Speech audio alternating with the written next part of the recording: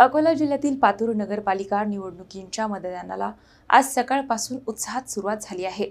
नगराध्यक्ष पदासह 20 सदस्यांच्या जागांसाठी मतदान होत असून प्रमुख पक्षांमध्ये अटीतटीची लढत पाहायला मिळत आहे. अकोला जिल्ह्यातील पातूर नगरपालिका निवडणुकीसाठी आज मतदान प्रक्रिया शांततेत आणि उत्साहात सुरू झाली आहे. नगरपालिकेतील 20 सदस्य पदांच्या जागांसाठी 75 उमेदवार निवडणुकीच्या रिंगणात आहेत, तर नगराध्यक्ष पदासाठी 5 उमेदवार नशीब आजमावत आहेत. या निवडणुकीत एकूण 17,933 मतदार मतदानाचा हक्क बजावणार असून त्यामध्ये 8,869 पुरुष आणि 9,064 महिला मतदारांचा समावेश आहे.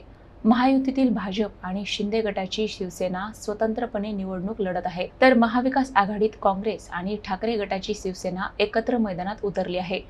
याशिवाय अजित पवार गटाच्या राष्ट्रवादी काँग्रेसने वंचित बहुजन आघाडी आणि MIM सोबत स्थानिक आघाडी तयार केली आहे. दरम्यान काँग्रेस आणि विकास योद्धा पॅनल यांच्यात प्रमुख लढत होण्याची शक्यता व्यक्त केली जात आहे.